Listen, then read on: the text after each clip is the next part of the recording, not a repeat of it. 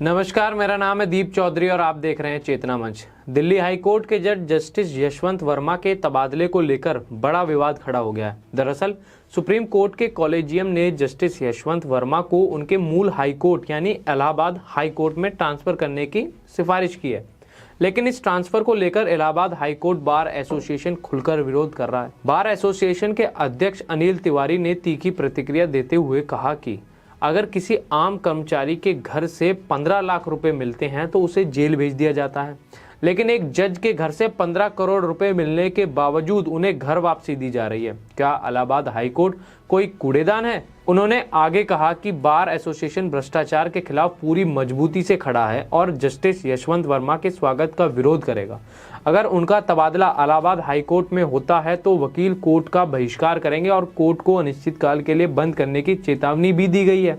Bar association की साफ मांग है कि जस्टिस यशवंत वर्मा को इलाहाबाद हाई कोर्ट नहीं भेजा जाना चाहिए। देखें अनिल तिवारी का वो वीडियो।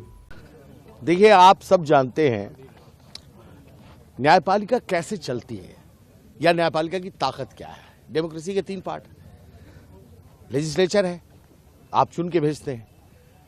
कौन चुनता है? पब्लिक। उसके बाद क्या आता है? एग्जीक्यूटिव। उसी में चुने में से कुछ लोग एग्जीक्यूटिव में आते हैं। और तीसरा पार्ट है न्यायपालिका। न्यायपालिका की ताकत कौन है? पब्लिक। तीनों पूरे इंटायर नेशन जो डेमोक्रेटिक सिस्टम है उसकी ताकत है पब्लिक। अगर पब्लिक का विश्वास न्यायपालिका से हटेगा तो क्या होगा ये खुद आप अंदाज लगा लीजिए। पूरा देश कोलैप्स करके नीचे चला जाएगा। एक सामान्य कर्मचारी के घर पे 15 लाख रुपया मिलता है तो उसको जेल भेजते हैं। एक जज के घर पे 15 करोड़ रुपया कैश मिल रहा है, उसको घर वापसी का इनाम दिया जा रहा है। क्या हाईकोर्ट, इलाहाबाद हाईकोर्ट क्या डस्टबिन है, कचरा बिन है?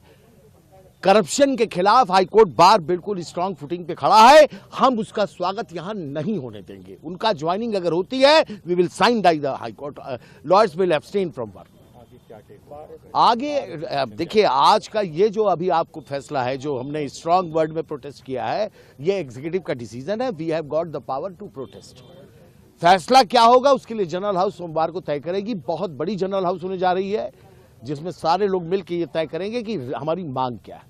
हम अंदाज आपको बता सकते हैं इस वक्त कि जनरल हाउस में क्या हमारी मांगे हो सकती है, लेकिन वो सहमति पर निर्भर करता है। जैसे इतना तो तय है कि जस्टिस यशवंत वर्मा को इलाहाबाद में नहीं भेजा जाए, ये हमारी मांग नंबर 1 है।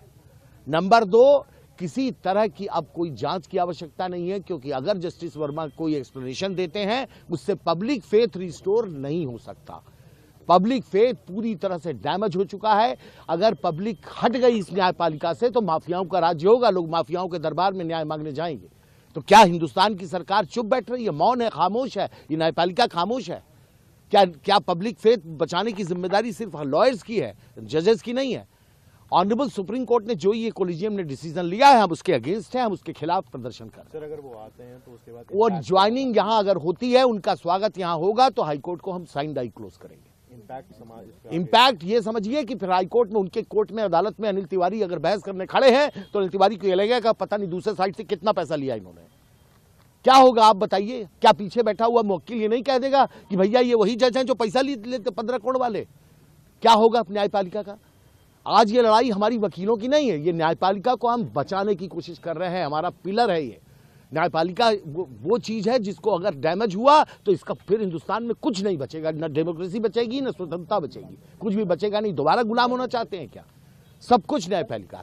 मेरी दूसरी बात यह है कि मैं तो एक स्टेप की आगे की बात कर रहा हूं। जस्टिस यशवंत वर्मा का न्यायपालिका में फर्दर बने रहना पूरे हिंदुस्तान के लिए बहुत बड़ा खतरा है, कलंक है। इसलिए उनको तत्काल प्रभाव से उनको रिजाइन कर देना चाहिए।